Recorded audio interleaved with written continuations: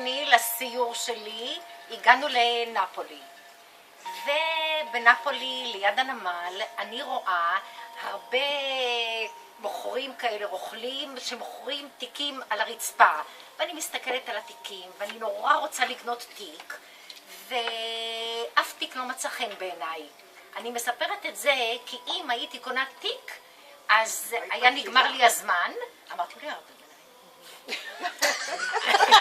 היה נגמר לי הזמן, ולא הייתי מתפנה לרכוש את המציאה שאותה רכשתי. ואני ממשיכה ללכת שם בין הרוכלים, שום תיק כמובן לא רוצה חן בעיניי, ופתאום ניגש אליי בחור ומראה לי אייפד. איטלקי?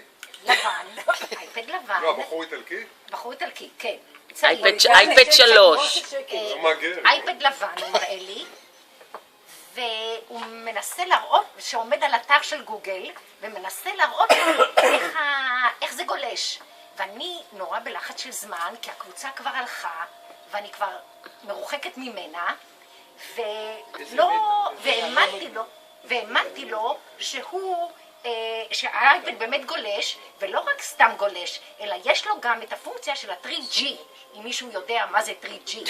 3G זה הפונקציה הזאת שאת לא צריכה וי-פיי, מה שיש לך בסלולר. אז זה לא סתם אייפד, אלא אייפד עם פונקציה של 3G.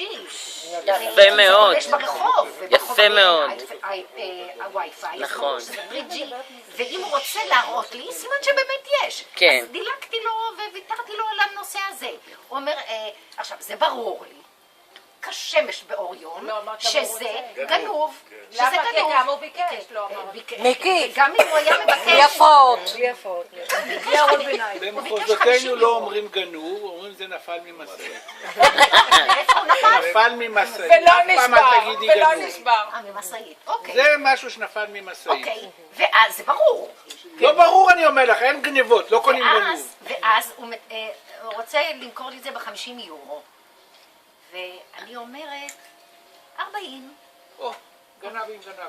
והוא אומר לי, בסדר, 40. בינתיים הקבוצה. ובינתיים הקבוצה הולכת ואני לא רואה אף אחד יותר. ואני נורא בלחץ של זמן. רמי, אתה חולם? לא, העיניים שלו מצועפות.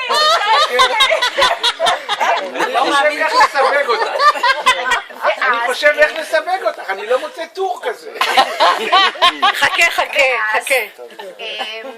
אני מוציאה מהארנק שלי 40 יורו, 20 ו-20, מה שבדיעבד גם הבנתי שזה היה חכם להוציא 40 יורו ולא לתת למשל שטר של 100 יורו, כי מי יודע מה, איזה 60 יורו כעודף הייתי מקבלת. קודם מקבלים עודף, אחר כך נותנים את הכסף. אז אני נותנת לו את 40 יורו, ולפני זה, אני חייבת גם להגיד שלפני זה, הוא אומר לי שגם הוא ייתן לי את זה בתוך תיק כזה, אני מקבלת את האייפד. ואותי מאוד הטריד מה עם המטען, איפה המטען. ואז הוא מראה לי שיש מטען. ואני אומרת, נהדר, מטען, אייפד עם 3G, לבן, הכל טוב ויפה, 40 יורו, נהדר, קניתי. אוקיי. ואז הוא מביא לי את זה בתוך שקית ניילון, כבר סגורה. מה? ראית שהוא שם בתוכו? לא. היית עסוקה עם לא, הייתי עסוקה להוציא את הכסף מהארנק ולשלם לו. ואז הוא מגיש לי את זה, ככה סגור. ואז אני מתרחקת ממנו כמה צעדים. אין כלום בתוכו, מה זה שנייה. ברור? ואז מתרחקת ממנו כמה צעדים, ופתאום קולטת שלא ראיתי איך שהוא שם את האייפד, ולא ראיתי את המטען. אבל הוא כבר איננו. אבל אתה מפריע לי. זה לא סיפור. זה אבא שלי כבר סיפר לי 50 שנה. למה אתה מקלקל? ואז אני נזכרת שלא ראיתי שהוא הכניס את המטען בפנים. עזוב את האייפד, לא ראיתי. אבל איפה המטען? ואז אני קוראת לו, אני עוד רואה אותו באופק, ואני רצה אחריו, הקבוצה, כבר אני לא יודעת איפה הקבוצה, אבל אני עוד רצה אחריו, ואני אומרת לו, הלו, הוא לא עונה לי עד שאני מדביקה אותו. אני מדביקה אותו, ואז הוא אומר, מה? את לא רוצה את זה? ומחזיר לי את 40 יורו, ו40 יורו כבר אצלי ביד.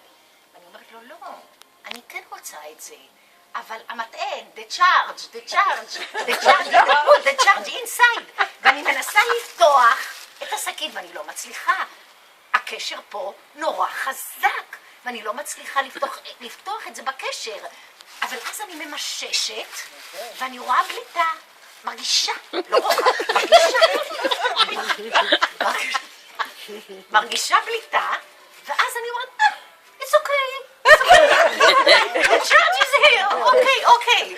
ומחזירה לו חזרה, את 40 יורו, מחזירה לו חזרה, והולכת, ולא מוצאת את האוטובוס, לא מוצאת את הקבוצה, ששומעת איזו שריקה, שהמדריך שורק, ואני, הלב פועם בחוזקה מרוב התרגשות, עולה לאוטובוס, ומספרת לכולם שאני עוד לא מכירה אף אחד שם.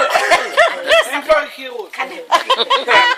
קניתי אייפד עכשיו, והמדריך, אני לא יודעת, אומר לי, אני על בליינד נותן לך עכשיו 30 יורו, לא יודעת מה הוא חשב, שאני אפסיד 10 יורו? למה? מילא היה אומר לי על בליינד שייתן לי עוד 50 יורו, הייתי מבינה. הוא אומר לי 10 יורו פחות. אמרתי, מה פתאום, השתגעת? ואני כל כך מאושרת ומתרגשת, יש לי אייפד, תראו איך שאני מחזיקה את זה ככה.